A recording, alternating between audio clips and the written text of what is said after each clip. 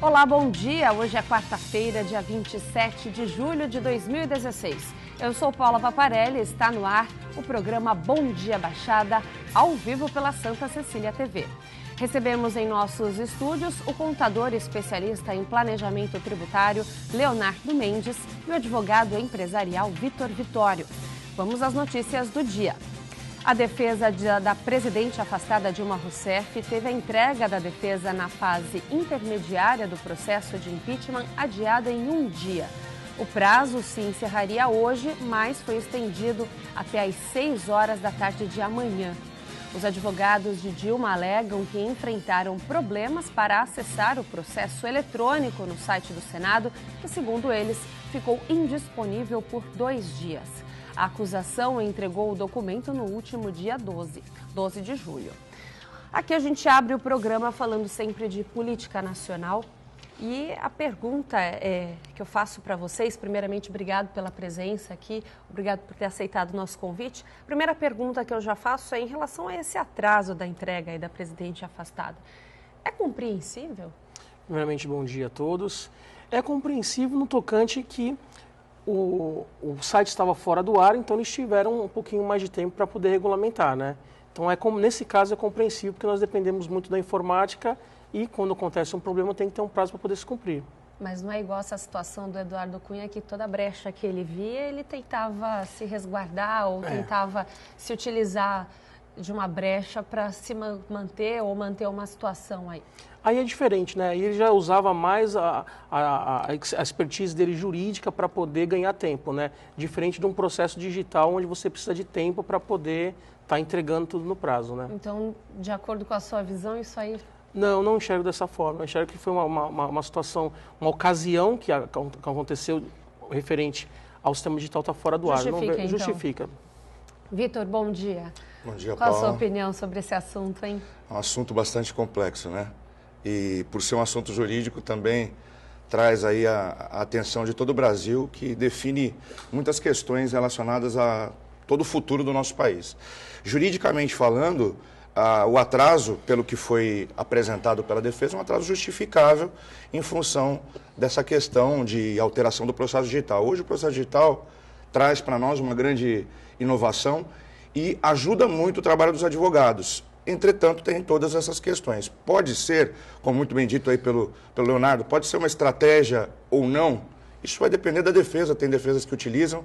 Eu, particularmente, penso que o interesse deles é apresentar isso o mais rápido possível, para que, se assim acreditas que possa ter um retorno dela para o poder, então que se agilize o procedimento. Acredito que não tenha sido uma estratégia e sim realmente uma falha do sistema. Aí agora eu queria saber da sua opinião, Vitor. Você acha que a elaboração dessa defesa que a presidente que já entregou, né, no caso, realmente pode ajudá-la a se manter no cargo? Ou a situação dela está bem complicada, independente de uma boa defesa, a situação dela está crítica?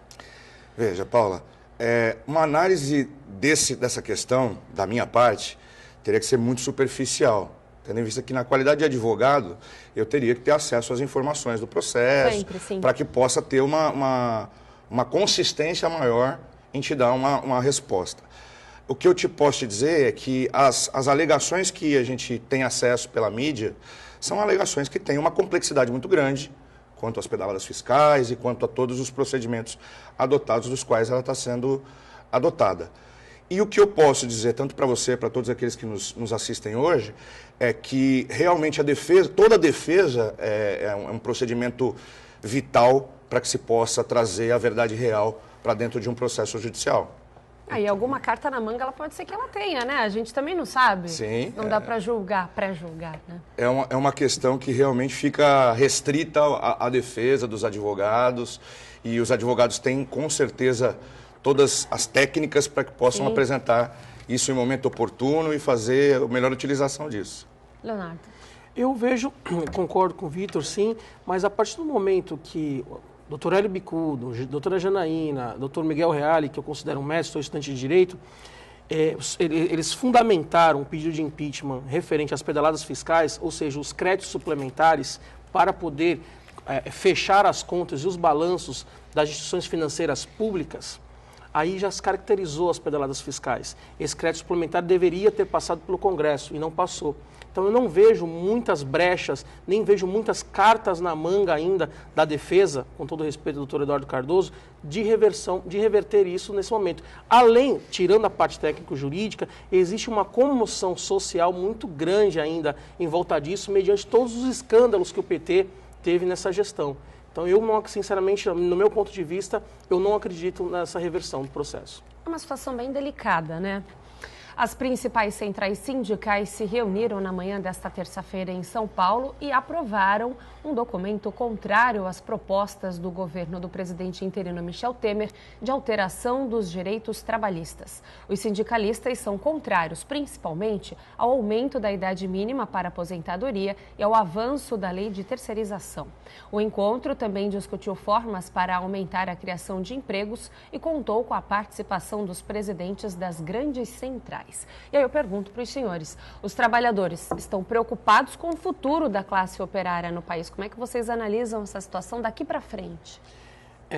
Primeiramente, assim, eles estão preocupados, mas os direitos trabalhistas deles não vão ser cerceados, eles vão ter a garantia. Quando se fala muito da terceirização, que aí tem uma súmula do 331 do TST que faz a tratativa desse assunto, eles ficam com medo, quando nós vamos perder nossos direitos trabalhistas, a terceirização não vai fazer perder os direitos trabalhistas. Os direitos fundamentais trabalhistas como o FGTS, como o 13º, como as férias proporcionais, serão garantidos. O que se discute na terceirização é o contratado, que hoje responde num processo como subsidiário do contratante, caso alguém não cumpra com as obrigações do funcionário. Então, o que está se tratando na terceirização são as responsabilidades jurídicas e não os direitos fundamentais, que, no caso dos direitos do trabalho, os direitos seletistas. Então, eu vejo assim, que primeiro que dependemos muito do crescimento do Brasil daqui para frente, para a gente poder também garantir que a classe operária consiga trabalhar de uma forma tranquila. Mas eu acho que a terceirização não é o fantasma que todo mundo está colocando. Tem uma análise aí que a gente tem que tomar muito cuidado, é que a gente não sabe exatamente quais são, o que vai acontecer num curto prazo até. É difícil de mensurar diante da situação que o país está passando, né, Leonardo? E haja vista que esse processo está desde 2004 no Congresso tramitando, né? Já passou por diversas mudanças e não chegaram em nenhum acordo ainda, né? Então, assim, é bom que estão discutindo com as centrais sindicais. Infelizmente, a CUT não está participando porque ela enxerga que o governo Michel Temer é um governo que, na verdade, não existe, né? Eles chamam, queria usar o termo técnico que eles usaram, que eu li a reportagem, que é um governo que não é só de fato, não é de direito. E ele é um governo de direito, porque a partir do momento que houve o afastamento da presidente por tempo dos 6 meses até que ela apresente a defesa, ele é um governo que tem credibilidade, ele é um governo que é real, então ele é de direito. Então eu gostaria que a CUT também se apresentasse para discutir junto com as centrais. Eu vejo dessa forma. Vitor.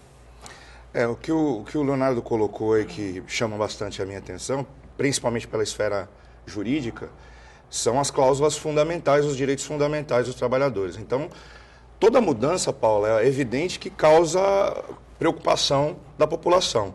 E mudança no que tange aos direitos do trabalho são mudanças muito significativas, que atingem diretamente aí o caráter alimentício da verba salarial, a remuneração dos funcionários e tudo mais. Entretanto, o que é importante a gente esclarecer é que as cláusulas fundamentais, que nós chamamos de cláusulas pétreas, que são previstas na Constituição Federal, a Constituição Federal ela é tão abrangente que ela tem essa condição de absorver questões trabalhistas das quais não poderiam ser alteradas. Então eu vejo que realmente as alterações aí, que são propostas, são alterações necessárias para uma situação de modificação, para uma situação dita como emergencial do nosso país, né? Leonardo, que medidas o governo pode tomar que poderiam auxiliar numa situação de deixar a população um pouco mais tranquila? Será que existe isso? Dá para se tomar algumas medidas agora onde a população possa confiar numa melhora aí? Acreditar, pelo menos, numa melhora? Eu acho que a partir do momento que ele começa a discutir o que estava guardado, que assim, a terceirização, hoje a gente pegar os índices de desemprego que são muito grandes, referente a toda essa crise institucional, política, econômica, e a baixa de toda a economia no país, a partir do momento que eles voltam a pautar essa discussão da terceirização, buscando mais empregos, eu vejo como positivo. Acho que a gente tem que dar uma oportunidade, não podemos apenas dar um descrédito, até porque ele está com 60 a 90 dias que ele está como presidente em exercício. Nós devemos dar tempo ao tempo e esperar que essas ações saiam do Congresso, que tenha uma medida cautelar por parte do Executivo e que a gente possa administrar isso da melhor forma. Vitor. Eu tenho lido algumas coisas recentemente que até propriamente me deixaram animados.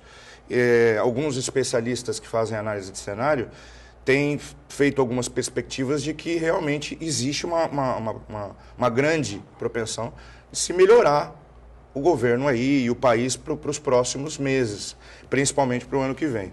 Eu acredito que tudo isso traz uma repercussão muito boa, até porque investidores mundiais hoje já não veem mais o Brasil da forma com que viam anteriormente. Então, todos os grandes empresários que podem fomentar e trazer um trabalho interessante que gere oportunidades de emprego, hoje eles têm um receio de trazer esse investimento e aí com uma estabilidade realmente, uma estabilidade concreta, com certeza isso vai movimentar toda a economia brasileira. Tá certo. Nós vamos para um rápido intervalo. Bom Dia Baixada volta já e você continue com a gente. Bom Dia Baixada está de volta. Terminou nesta terça-feira a greve da Codesave. Representantes dos mais de 1.000 empregados da companhia, através do Sempracomos, se reuniram em assembleia no Paço Municipal de São Vicente e chegaram a um acordo. A firma propôs o pagamento imediato dos salários atrasados do mês de junho e o de julho. O acerto deve ser realizado até o próximo dia 20. No total, foram 27 dias de paralisação. Leonardo, eu lembro que da outra vez que você veio aqui no programa, a gente discutiu esse assunto e a gente vem discutindo essa questão no decorrer dos dias aqui no programa. Queria saber, acabou o fim da novela? Graças a Deus, né, Paula? Já era tempo? Espero que seja um final feliz, que consigam cumprir a meta estipulada do dia 20, porque esses trabalhadores são pais de família, trabalharam e nós estamos cerceando o direito de remuneração. Então, eu tenho fé, né, que a gente já discutiu isso tanto aqui, que até dia 20 seja cumprido e que a Codesave volte a trabalhar, porque São Vicente está um caos. Você caminha pelas ruas do centro, caminha na orla da praia, é muito lixo espalhado e a gente está falando de lixo, estamos falando de saúde pública. Então, vamos torcer que até dia 20 consigam regularizar esses 2 salários atrasados. Também tem um ticket de alimentação, salvo engano, que tem 2 meses atrasados. Consigam colocar em ordem e façam esse acordo se cumprir. Difícil agora é regularizar todos os problemas, como a cidade ficou no mar de lixo. Então, difícil agora é você normalizar esse serviço. Eu torço que a gestão, o GLU, né, a Gerência de Limpeza Urbana, tenha consciência de fazer um plano emergencial de atendimento para poder suprir essa demanda grande que porque até você colocar isso em ordem demora um tempo, porque tem muito lixo espalhado pela rua, são detritos, eu já vi lixo orgânico, a cultura também vicentina é muito ruim, os lixos, o pessoal pega uma estante e joga, o sofá também. Então, tomara que eles tenham algum plano estratégico, pelo menos de fazer emergencial, para colocar a casa em ordem. Você acha que esse era um dos principais problemas que atinge São Vicente hoje? É um dos, né, que tem uma abrangência muito grande, né? Porque a gente trata de lixo, trata de saúde pública, só que nós também temos a regularização das APMs, né, que é grave, porque nós temos o início das aulas aí em breve. Algumas escolas estão funcionando meio período, porque não tem funcionários devido à falta de pagamento dessas entidades que administram as escolas através da natureza jurídica do terceiro setor. E também o caos na saúde, né? Tomara que a gente consiga regularizar, comece a atender melhor no CREI, porque falta médico, não tem cardiologista, não tem pediatra. Então vamos torcer que a gente consiga colocar a casa em ordem. Vitor, uma solução aí, enfim, essa novela chega, espero que chegue ao fim e o problema não continue, esse problema, pelo menos em São Vicente, seja solucionado. É importante não só para a população, como discutimos aqui, uma questão de saúde pública, mas para a questão do comércio também é fundamental? Com certeza, Paula. Realmente, como o Leonardo também mencionava, a questão de lixo, sendo lixo orgânico ou quaisquer tipo de lixo, vem afetando com certeza o comércio de São Vicente. Eu acho fundamental essa questão do salário, a gente conversava isso no outro bloco. Regularizando isso, tem uma questão muito importante envolvida, que é o caráter alimentício dessas verbas que hoje se regularizam, então, e aí trazem uma movimentação não só pela questão do ânimo do empresário de ver o seu comércio podendo hoje estar numa situação melhor, como também da economia movimentar pela questão do pagamento dos salários. Eu vejo que é uma grande conquista o retorno dessas atividades, creio que seja efetivo e nós esperamos que seja realmente uma questão que funcione de forma regular, né? Que volte a funcionar, finalmente, como deve funcionar Exatamente. esse tipo de serviço numa cidade, que é de suma importância, né? Agora, São Vicente tem um dos principais centros comerciais aqui da nossa região. Como é que, na sua visão, esse espaço foi afetado pela crise que assola o país todo? Com certeza a questão do lixo, especificamente, afeta porque todo o empresário daquela região, o centro de São Vicente em si, né? Ele tem uma movimentação muito grande, como é de conhecimento. A Baixada toda tem uma referência no centro de São Vicente. E de 2007 para cá, que nós temos ali a introdução de um importante e significativo centro comercial, que é o shopping em São Vicente, trouxeram aí lojas e empresas que têm uma significância muito grande para o comércio. Quer dizer, como é que você vai atrair um empresário a trazer uma empresa forte, um grupo forte, para dentro da região de São Vicente, se não tem, ao menos, serviços básicos como o de limpeza. O mínimo de infraestrutura. Né? O mínimo de infraestrutura. Então, eu acredito que isso realmente tem um reflexo e a população também perceba que essa questão dá uma segurança maior para todo o negócio que é executado na área comercial aí de São Vicente. Agora, num cenário mais abrangente, como é que você avalia essa situação? A crise econômica do país atingiu diretamente essa região comercial como São Vicente? Com certeza, Paula. Essa crise econômica, não só brasileira, mundial, mas que afeta muito, né, o Brasil, e especialmente falando da Baixada Santista, vemos aí na região da Baixada Santista, nós temos 9 municípios e São Vicente, que faz parte desses municípios, vem demonstrando, né, que é um dos municípios mais afetados por essa questão. Então, sendo pela questão do lixo, sendo pela questão da educação, como o Leonardo disse, sendo pela questão da saúde, todos esses fatores que podem colaborar para uma maior característica de organização do município, dá a todos os munícipes e aos empresários essa segurança que é necessária para que a economia volte a acreditar que as coisas podem melhorar. Tá certo. Um acordo na Justiça do Trabalho entre a Usiminas, o Sindicato dos Siderúrgicos e Metalúrgicos da Baixada Santista e o Sindicato dos Engenheiros do Estado de São Paulo suspendeu a demissão coletiva de 230 funcionários da empresa. O acordo foi mediado pelo Ministério Público do Trabalho. Pelo tratado, também está suspensa qualquer demissão em massa a partir de 1º de agosto, por um prazo de 6 meses, sob pena de pagamento de indenização no valor de R$500 mil. É uma notícia boa a partir do momento que você sabe que você tinha sido mandado embora, foi demitido e agora essa situação aí veio para regularizar a situação de 230 funcionários. Como é que você vê essa situação, Léo? Com bons olhos, né? Até porque quem sempre sofre em qualquer crise econômica é sempre a classe trabalhadora em primeiro grau, né? Em segundo grau, obviamente, o empresário, que por ter uma carga tributária tão grande, sofre ladeado aos encargos sociais. Vejo com bons olhos. Eu acho que medidas como essa devem ser adotadas e devem ser pensadas por outros setores também dentro da economia. Vamos torcer que outras pessoas comecem a enxergar dessa forma também. Vitor, é uma vitória aí diante de um país em crise, você ouvir que você vai voltar a trabalhar, que a Justiça pelo menos conseguiu reaver essa situação, é um alívio para muita gente, muitas famílias, né? Não tenha dúvida.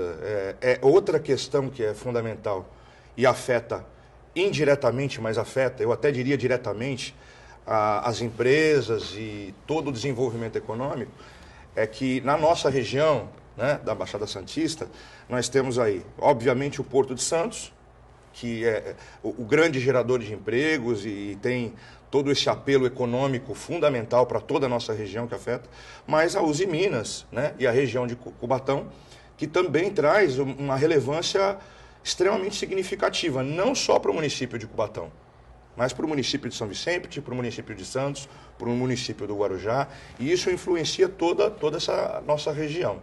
Então, com essa garantia, com certeza, vai beneficiar não tão somente, como o próprio Leonardo comentou, os trabalhadores diretos aí em primeiro grau, como toda a sociedade e, em especial, essas questões empresariais do comércio aí. Agora a gente começa a mudar um pouquinho de assunto no programa, a gente continua falando dessa questão da crise, mas também falando de soluções. Diante de uma situação como essa, o conhecimento de vocês cabe mais à cidade de São Vicente. O que uma cidade deve fazer diante de uma situação de crise? O que fazer para que o comércio siga em frente, continue suas vendas, as pessoas continuem uma vida normal, se é que dá para a gente colocar? É buscar saídas, é buscar soluções. Como é que você vê isso, Léo? É que eu sempre brinco, fazer o mais com menos, né? Quando Sim. você está em crise, é fazer o mais com menos. Hoje, São Vicente conseguiu um outro importante fato que aconteceu, é a parte de mobilidade urbana, né? Hoje, com o VLT transitando, ligando Santos e São Vicente, que o comércio vicentino, e é bom que se sobressalte isso, que muita gente na Baixada não sabe, mas é o maior da Baixada Santista, inclusive superando Santos. Quando você pega a arrecadação de ISS e dos repasses de FPM, você vê Santos em primeiro lugar, mas você vê Santos em primeiro lugar por causa que tem a atividade portuária, que é muito forte na Baixada Santista. Agora, o comércio em si, São Vicente, é maior que Santos. Então, assim, eu acho que a mobilidade urbana começou a ajudar nesse sentido. Eu acho que a limpeza urbana vai acondicionar voltar ao desenvolvimento do comércio, porque muita gente hoje olha para o centro de São Vicente e fala, poxa, eu não vou andar no meio do lixo para chegar em São Vicente. Uma outra situação que também agrava é a falta de iluminação, porque o comércio ele se estende, ele não vai até as 5 horas da tarde, e a partir das 6 horas começa a escurecer. E essa falta de iluminação vem ladeada aqui, a falta de segurança. Hoje você transita na Praça Barão, estava conversando com alguns taxistas outro dia, eles falaram, pô, Leonardo, eu já fui assaltado aqui dentro do carro, e isso 5, 6 horas da tarde. Então, são essas ações, a gente tem que começar a pensar em segurança, começar a terminar a parte de limpeza urbana, ou seja, fazer a zeladoria da cidade. É coisa simples, porque a gente não tem como inventar outras coisas dentro do comércio. São Vicente hoje já foi considerado, e eu ainda considero, um braço do Brás hoje dentro da Baixada Santista. Tem muitos empresários do Brás hoje trabalhando dentro do centro de São Vicente. Então vamos torcer que essa zeladoria aconteça na cidade para que o comércio volte, mesmo com essa crise, volte a ter bons resultados. Eu acho que a questão de segurança, ela é fundamental. Em tempos de crise, aumenta a insegurança financeira e aumenta a insegurança no que se diz respeito à criminalidade também, né, Leonardo? E esse já foi assunto de muitos programas, a imprensa sempre divulgou muito isso, a questão da insegurança para o comércio. E São Vicente era apontado também como uma das cidades que mais sentia isso, né, Vitor? Inicialmente, a questão da perspectiva, né? Perspectiva para os empresários, para os comerciantes. Eu acredito que todos têm que encarar essa situação de crise com bastante positivismo, porque é preciso desse tipo de postura para conseguir ter criatividade para criar opções. É preciso desse tipo de postura para que se possa ter uma reestruturação do seu tipo de negócio.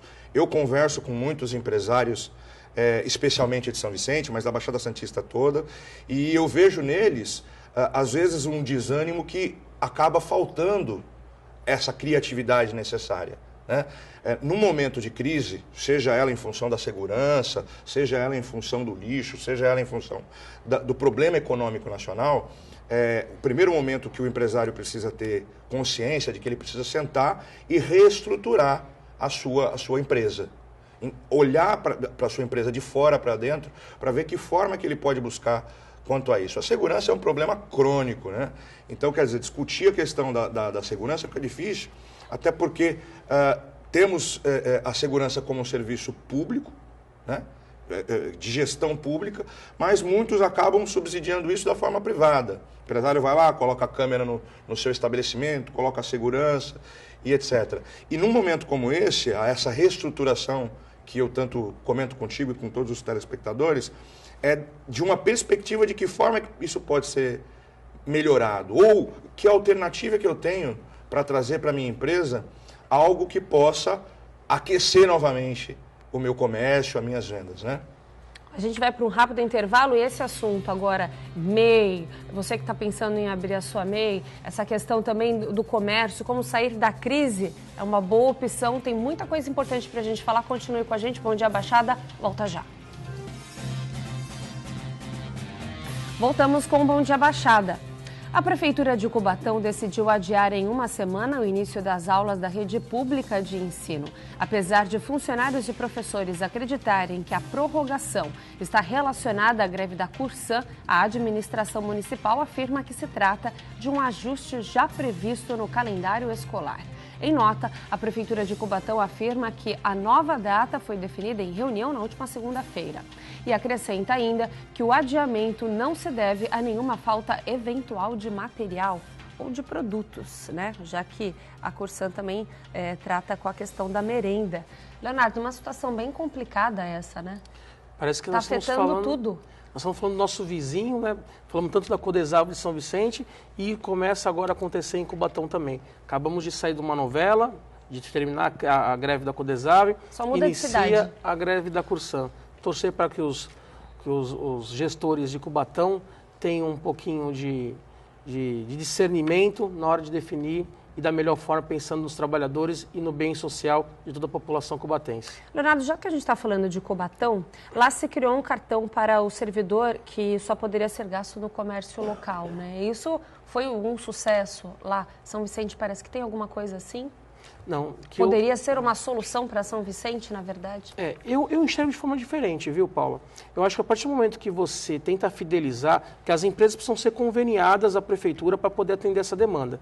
E aí você fica com esse crédito, que você poderia usar em qualquer outro lugar, você fica limitado e aí você perde o direito de concorrência. Porque às vezes você vai no supermercado, você tem um valor X. Aí você vai na cidade vizinha, o valor é Y.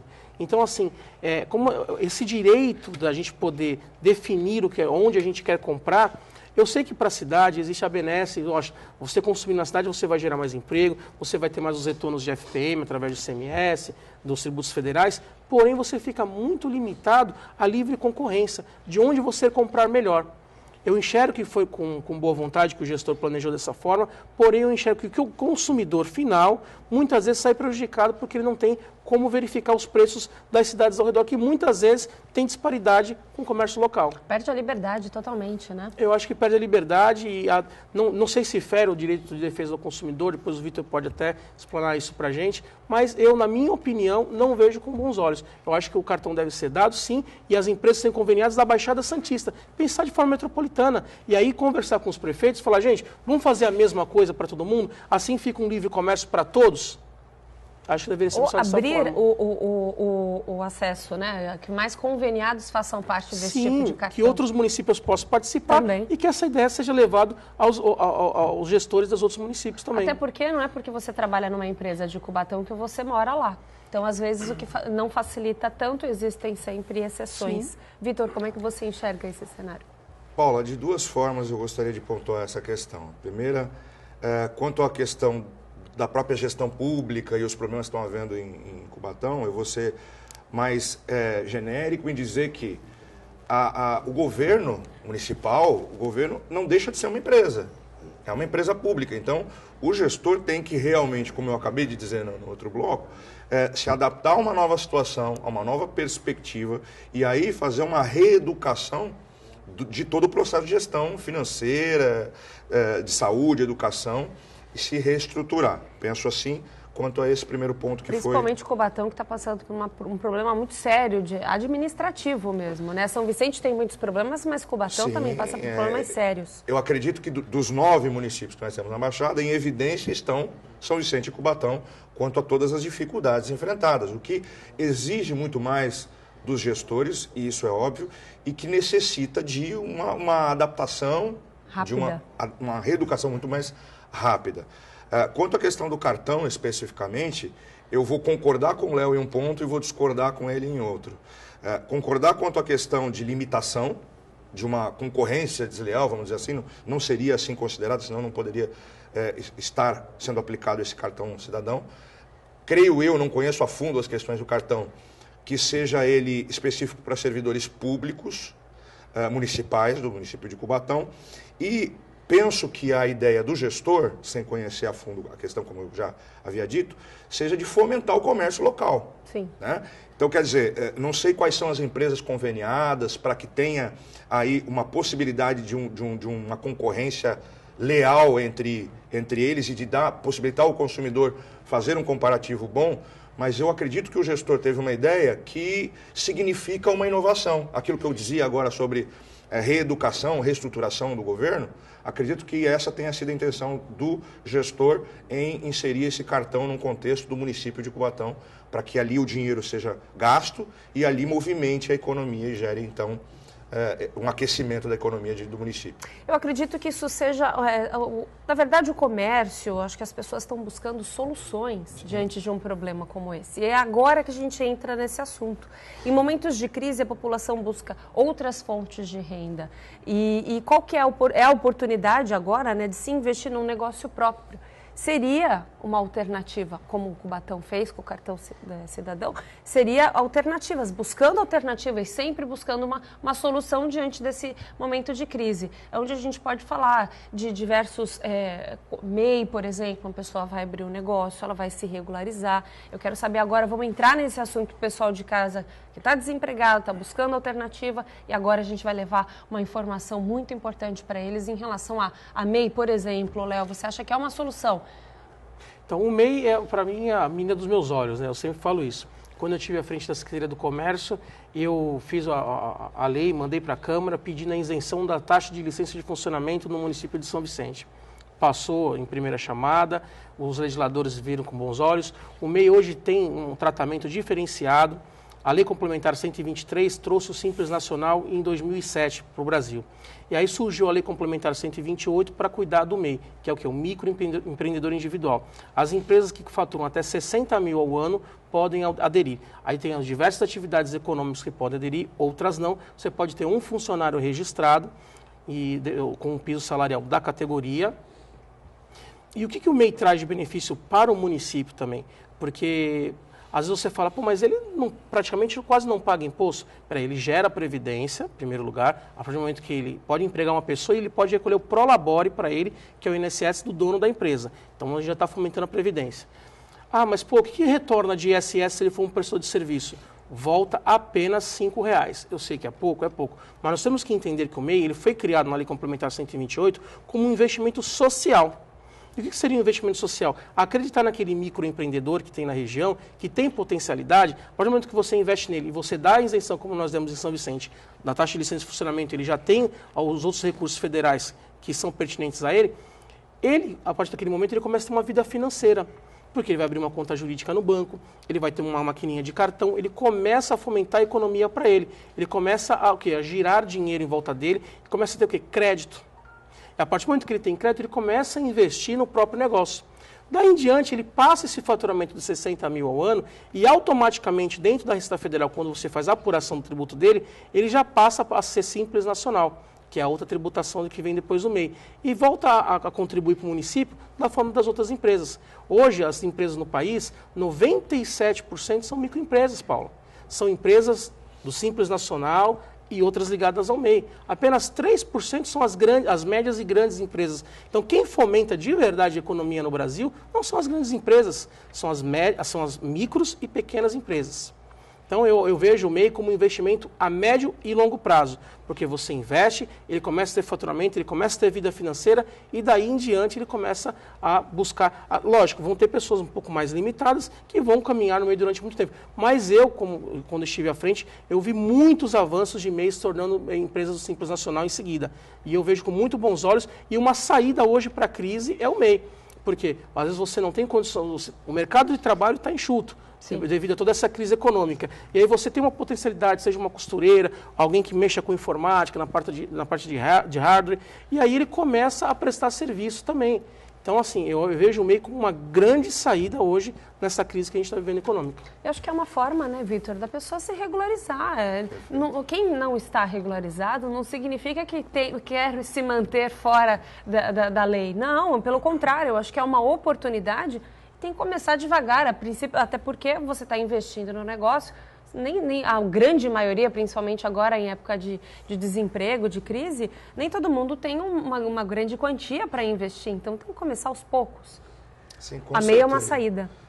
Perfeita a tua colocação quanto à questão, Paula, de que a intenção do legislador era trazer aquele empresário que estava à sombra da legislação, trabalhava de forma ilegal e hoje ele tem a possibilidade, e aí como também muito bem colocado pelo Leonardo, de estar movimentando a questão de crédito, de estar movimentando a legalização da empresa dele, com o registro de um funcionário e etc. e tal. Os valores da MEI, contribuídos pela MEI, são 45, 49, 50 reais, salvo engano, em 45 reais. Em cada uma dos seus segmentos, né? Tem três valores. Então, quer dizer, é um valor que é significativo, traz para o empresário benefícios como o auxílio-doença, o auxílio-maternidade, aposentadoria, dentre outros. Então, eu vejo com excelentes olhos a questão da proposta do MEI. O MEI está aí desde 2008, né? A lei foi instituída desde 2008 e eu acredito que ela ainda não está bem difundida para a sociedade, para que conheça quais as questões envolvidas para o MEI. E a perspectiva interessante do MEI é de que hoje, com a atual situação econômica, esses funcionários que hoje encontram-se desempregados e que procuram uma alternativa para sobreviver com uma fonte de renda, podem, quem sabe, trazer para a legalidade uma empresa pequena, um barzinho, uma loja, um cabeleireiro, uma questão que ele possa trabalhar o crédito dele. É importante essa legislação instituída e é importante os empresários lembrarem ao terem a intenção, e eu coloco isso até como dica para aqueles que têm a intenção de constituir a MEI, de se programar de que forma que a empresa dele funciona. Ter uma empresa é um negócio sério, né? E às vezes a pessoa tem, de uma maneira informal, fala, poxa, vou constituir a minha empresa numa MEI e acaba tendo dificuldade por falta de planejamento. O planejamento também é fundamental. Até porque é interessante colocar, eu já vou deixar você falar, Léo, daqui a pouquinho a gente já chama o break, é importante falar que todo ano, conforme vira o ano, sempre são incluídas outras funções ou profissões dentro do MEI. Então, se hoje você pensa em abrir uma MEI, você percebe que aí a sua função, a sua profissão ainda não foi incluída, você pode ter certeza que anualmente novas profissões são incluídas no MEI também, né, Léo? Todo ano as atividades econômicas são inseridas dentro do projeto do MEI. E eu queria só deixar uma dica importante, que alguns municípios aderiram ao MEI, a lei municipal do MEI, porque o MEI ele dá toda essa condição diferenciada no tratamento a nível federal e estadual. Porém, a nível municipal, se a prefeitura não aderir ao projeto, existe a cobrança da taxa de licença de funcionamento, que é uma taxa mensal. Então, esse microempreendedor ele não pode receber essa cobrança, no meu ponto de vista, ele não pode receber essa cobrança de imediato, senão não vai ter como ele fomentar o negócio dele. Sim. Ele já não tem grandes investimentos. Aí você já começa, ele já vai ter os tributos, que são pequenos, mas existem. Os tributos federais para estar contribuindo. E mais o municipal, eu acho que o gestor ele tem que se preocupar com a arrecadação sempre, para poder gerir bem o município. Porém, ele também tem que planejar e investir. Porque quando você pega e fomenta a lei do MEI dentro do teu município, você está planejando a tua arrecadação. Então é importante que os prefeitos que não aderiram ainda procurem o SEBRAE, porque o SEBRAE é quem faz todas essas tratativas para você poder aderir à lei do MEI no município e poder fazer um investimento dentro do seu plano de gestão. Empreendedorismo continua no próximo bloco. Bom Dia Baixada. Vai para um rápido intervalo, voltamos já. Estamos de volta com o quarto e último bloco do Bom Dia Baixada. E como estamos falando de empreendedorismo, Léo, pessoa que precisa abrir uma empresa, quer se regularizar, uma pessoa que tem interesse em buscar novas fontes de renda, aonde ela pode buscar todas essas informações? Ela pode entrar no site do Portal do Empreendedor e ali mesmo ela vai fazer a constituição da empresa dela, vai sair o certificado do microempreendedor, que seria o ato constitutivo da empresa dela, no caso um certificado individual, e já vai sair o cartão do CNPJ. Próximo passo, dentro do município dela, ela procurar a regularização através do alvará de funcionamento. Vitor, com o CNPJ na mão, o empresário ele consegue, tem vários benefícios aí, né? Não só pagar impostos. Com certeza. Como eu havia dito já, alguns benefícios dele ter um CNPJ, ele poder contar com auxílio doença, ele poder contar com auxílio maternidade, com aposentadoria, o que o empresário da forma irregular ele não teria essa condição. Mas eu vejo ainda que a principal questão envolvida na constituição de uma empresa, ainda que pelo MEI, é uma forma de transparecer uma maior credibilidade para os consumidores, e assim ele tem uma empresa, ele pode emitir nota fiscal, ele tem o seu CNPJ, e também a questão do crédito, que nesse momento eu acredito que está tão em evidência, né, em todo o Brasil. Então ele poder abrir uma conta bancária PJ, pessoa jurídica, ele desenvolver um trabalho de movimentação financeira onde vai gerar um crédito para ele, e aí de repente,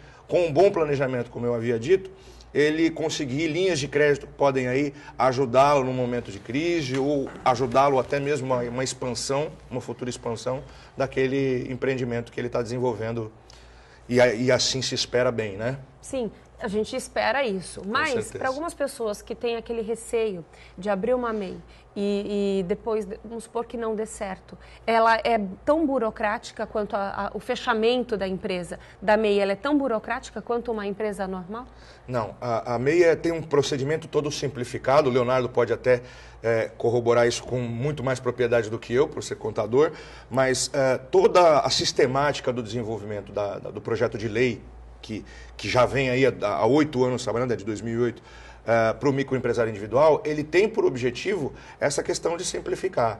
Data de recolhimento dos tributos é uma data só, nas outras empresas tem várias datas, o valor é um valor simplificado, os tributos federais, então, aí são isentados. Alguns municípios, como o Leonardo comentava, também entram com uma política de incentivo. Então, toda a intenção do legislador em desenvolver essa lei que introduz o microempresário individual é justamente com a intenção de simplificar tanto o processo de abertura como encerramento e desenvolvimento dessa atividade. Facilitar a vida, né, de quem quer se regularizar, né, Leonardo? O encerramento é o mesmo procedimento da abertura. Você faz pelo portal do empreendedor, não tem dificuldade alguma, é rápido, é eficaz. E vale lembrar também que as instituições financeiras, elas dão um crédito diferenciado aos MEIs. Haja visto o Banco do Povo, que é do governo do estado e trabalha muito bem nessa questão com linhas de crédito de até R$20 mil para o microempreendedor, a uma taxa de juros de menos de 1%. Aí eu acho bem viável eles estarem procurando nesse sentido. Eu queria entrar num assunto, se você me permitir, Paulo. Sim. Quando a gente fala de desenvolvimento econômico e de MEI, a gente acaba falando a nível nacional, né? Você veja bem, qual seria o nosso ponto de partida para a gente poder avançar um pouco na economia? O que o Brasil faz mais hoje? Ele mais importa do que exporta. Com toda essa importação, a gente acaba, tudo bem, gerando uma grande rede para o comércio. Tá, mas e a indústria? A nossa indústria no país hoje está quebrada. E por que ela está quebrada? Falta incentivo fiscal. Você pega um IPI, uma alíquota aí a 5% hoje na indústria, e na importação é a mesma coisa. Poxa, quem produz dentro do país tem a mesma alíquota de quem traz a mercadoria de fora? Tem alguma coisa errada. Aí você vai para o ICMS na importação, equalizado em 4% a nível nacional. E o ICMS para circular mercadoria dentro do Brasil é 18% e dentro do estado de São Paulo. Então são essas vertentes que os legisladores e os controladores precisam começar a analisar. O desenvolvimento econômico, para voltar a crescer também, tem que ter uma visão um pouquinho mais, não vou dizer paternalista, mas olhar um pouquinho mais para dentro do Brasil. Porque quando a indústria quebra, só o comércio funciona, a gente perde muito emprego, a gente perde muito desenvolvimento econômico dentro do país. E nós vamos ficar refém do quem? Sempre da produção da China?